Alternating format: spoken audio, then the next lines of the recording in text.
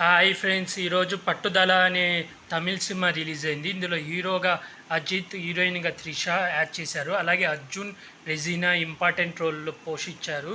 ఈ మూవీ వచ్చి 1917 Hollywood movie break డౌన్కి remake. నేనైతే ఆ రీమేక్ సినిమా చూడలేదు. బ్రేక్ డౌన్ హాలీవుడ్ మూవీ, మీరు ఎవరైనా చూస్తుంటే కామెంట్ చేయండి. ఈ మూవీ ఆ సినిమాకు రీమేక్ అన్నమాట. ఈ మూవీ స్టోరీ లైన్ వచ్చి అర్జున్, త్రిష ఇద్దరు 12 సంవత్సరాలుగా పెళ్లి చేసుకుని హ్యాపీ లైఫ్ గడుపుతుంటారు. అయితే ఒకరోజు సడన్గా త్రిష నాకు విడాకులు కావాలి, విడిపోదామని అడుగుతుంది. అజిత్ సరే అంటాడు. అయితే తను వాళ్ళ అమ్మ వాళ్ళ ఇంటికి వెళ్ళిపోతాను అంటే అజిత్ చివరిసారిగా మనం రోడ్ ట్రిప్కి వెళ్దామని అంటాడు. అలా అని చెప్పి అజిత్, త్రిష ఇద్దరు రోడ్ ట్రిప్కి వెళ్తున్నప్పుడు కారు మధ్యలో బ్రేక్ డౌన్ అవుతుంది. కార్ బ్రేక్ డౌన్ అవ్వడం వల్ల అజిత్ దిగి కార్కి ఏమైంది అని చూస్తున్న టైంలో చూసి కార్ దగ్గరకు వచ్చేసరికి త్రిష కనపడదు. అసలు త్రిష అజిత్ నుంచి ఎందుకు విడాకులు కోరుకుంది, త్రిషను ఎవరు కిడ్నాప్ చేశారు, అసలు చివరికి హీరో హీరోయిన్ కలిశారా లేదా అనేది మూవీ స్టోరీ లైన్. మూవీ ఎలా ఉందంటే పర్లేదు, యావరేజ్గా ఉంది. నాకు పర్లేదు అనిపించింది.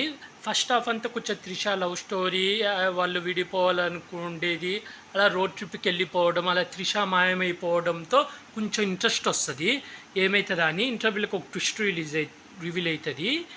ఆ తర్వాత కొంచెం సెకండ్ హాఫ్ మీద కొంచెం హోప్ వస్తుంది. కాకపోతే సెకండ్ హాఫ్ ట్విస్ట్ ఎంత బాగా వచ్చిందో అంత డల్లుగా రాసుకున్నారు. సెకండ్ హాఫ్ ఏం అంతగా ఉండదు. సెకండ్ హాఫ్లో ఒక ఫైట్ ఉంటుంది, కార్లో ఫైట్.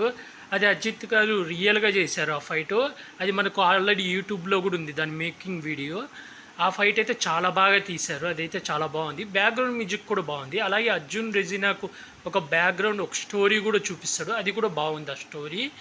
అయితే అర్జున్ ఎక్కువ యూస్ చేసుకోలేదనిపించింది. అంటే హీరోకి విలన్కి మధ్య టక్కావార్ అనేది ఎక్కువగా చూపించలేదు, లైట్గా చూపించారు. అంటే అజిత్ సినిమా, పాత సినిమాలు సూపర్ ఉంటాయి కదా, ఆ ఎలివేషన్ ఫైట్లు అయితే అంత లేవు. ఓన్లీ ఆ కార్లో ఫైట్ ఒకటి బాగుంటుంది.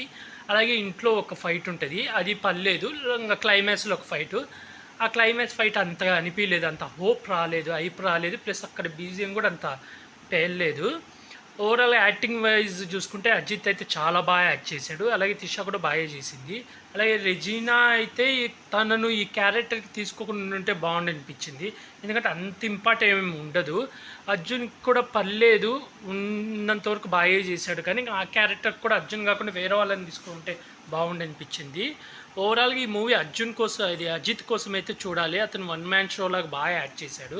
మనకు త్రిష ఎక్కువసేపు కనపడదు సినిమాలో, ఎందుకంటే మొత్తం తనని ఎతకడం గురించే కాబట్టి సినిమాలో తనని చూపించడు. కాబట్టి ఎక్కువ అజిత్ మీనే రన్ అవుతుంది, బాగా చూపించాడు. అలాగే ఒక ముగ్గురు విలన్ లాగా చూపిస్తాడు, ఒక రౌడీలు కొత్త వాళ్ళు తమిళలో యాక్టర్సే, వాళ్ళు కూడా బాగా యాక్ట్ చేశారు.